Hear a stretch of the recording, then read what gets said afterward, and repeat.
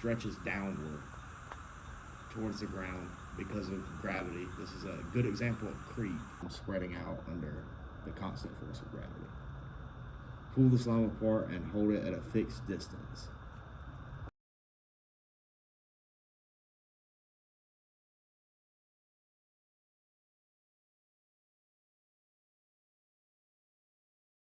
Hold the slime with both hands and pull it apart very quickly. How does it deform?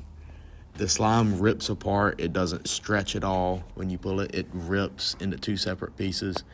This is because the slime is acting like a solid and resisting sudden force. This is due to the viscoelastic nature of the slime, and it just pulls the polymer chains apart too quickly for it to act like anything else.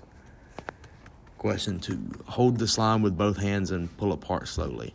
How does it deform?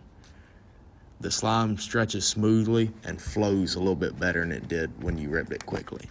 This is because the slime acts more like a liquid at slow speeds and it deforms a lot more gradually. This is because the polymer chains have a lot more time to move and adjust. Question 3. Hold the slime with one hand and let gravity stretch it, or roll it into a ball and let it sit on a flat surface. What happens?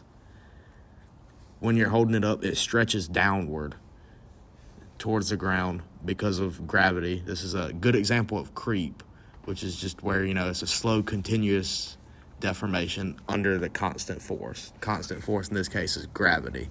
It shows that this slime has viscous properties.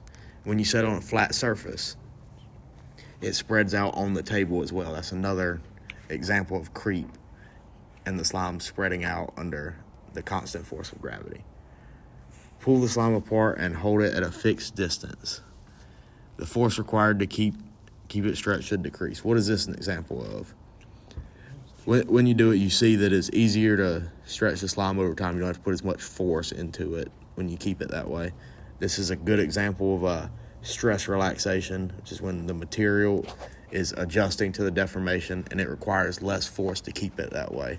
So we don't have to try as hard to keep it stretched because the material has had time to catch up and relaxes. It requires less force. Drop it from 30 inches. Try bouncing your ball. How high does it get? We dropped the ball from 30 inches up and it bounced 15 inches with a dead drop. How did you change the recipe procedure to get the thicker, bouncier ball recipe? We didn't mix any water into this mixture. It was just borax and glue. How did this change in recipe change the polymer structure? Adding glue to the borax caused significantly tighter cross-linking in the mixture, making the ball more rigid and elastic and harder to pull apart. Roll your original slime into a ball and put it next to your new bouncy ball. How do their shapes change over time? The original ball flattened out over time, while the bouncy ball stayed rigid and did not move, whereas the original ball flattened out and became a puddle on the table. Which of these two batches has the higher Deborah number, and how can you tell?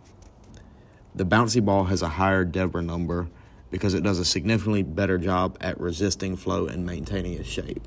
It displays more solid-like activities, and because of that, that means it has a higher Deborah number. Low Deborah numbers behave more like a liquid, and a higher Deborah number behaves more like a solid.